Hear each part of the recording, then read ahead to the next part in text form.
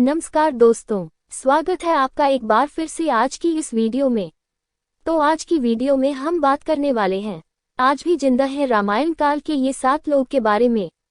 तो दोस्तों, वीडियो में आगे बढ़ने से पहले अगर आप इस चैनल पर पहली बार आए तो चैनल को लाइक शेयर सब्सक्राइब करना बिल्कुल ना भूले और साथ ही बेल आइकन को भी प्रेस कर दे। तो चलिए दोस्तों, वीडियो में आगे बढ़ते हैं। शोधकर्ताओं के अनुसार भगवान राम का काल ईसा पूर्व 5000 वर्ष पूर्व रहा है, अर्थात आज से 7000 वर्ष पूर्व। हालांकि पुराणों की धारणा कुछ अलग है।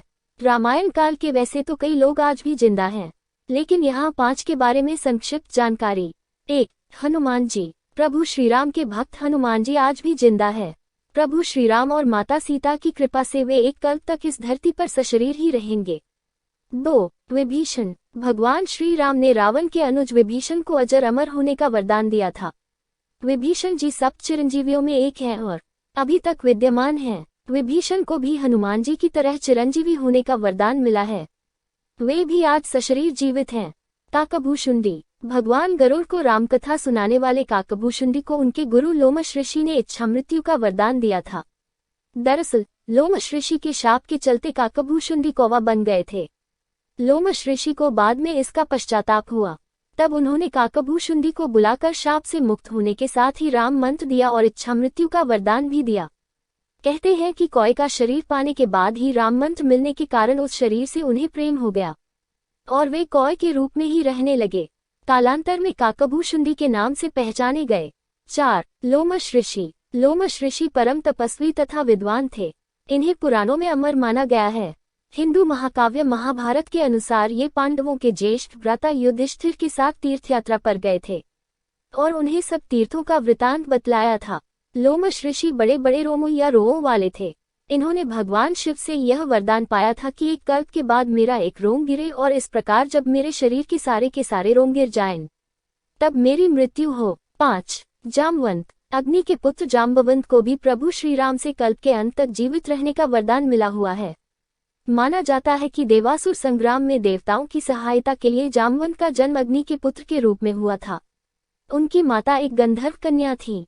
सृष्टि के आदि में प्रथम कल्प के सतयुग में जामवंत जी उत्पन्न हुए थे। जामवंत ने अपने सामने ही वामन अवतार को देखा था। वे राजा बलि के काल में भी थे।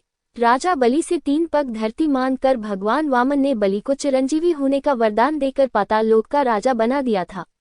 वामन अवतार के समय जामवंत जी अपनी युवावस्था में थे।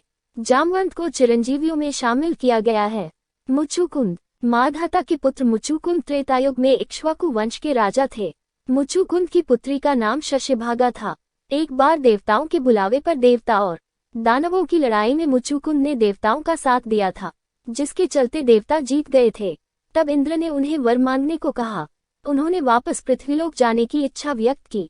कहते हैं कि तब इंद्र ने उन्हें बताया कि पृथ्वी पर और देवलोक में समय का बहुत अंतर है, जिस कारण अब वह समय नहीं रहा और सब बंधु मर चुके हैं। उनके वंश का कोई नहीं बचा।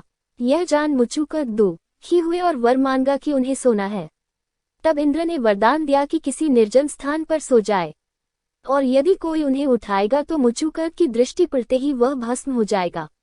द्वापर में जब काल्यवन और कृष्ण में द्वंद्व युद्ध का जय हो गया तब काल्यवन श्री कृष्ण की ओर दौड़ा। श्री कृष्ण तुरंत ही दूसरी ओर मुंह करके रणभूमि से भाग चले और काल्यवन उन्हें पकड़ने के लिए उनके पीछे पीछे दौड़ने लगा। श्री कृष्ण लीला करते हुए भाग रहे थे। काल्यवन पग पग पर यही समझता था कि अब पकड़ा तब पकड़ा। इस प्रकार भगवान बहुत दूर एक पहाड़ की गुफा में घुस गए। उनके पीछे काल्यवन भी घुसा। वहां उसने एक दूसरे ही मनुष्य को सोते हुए देखा।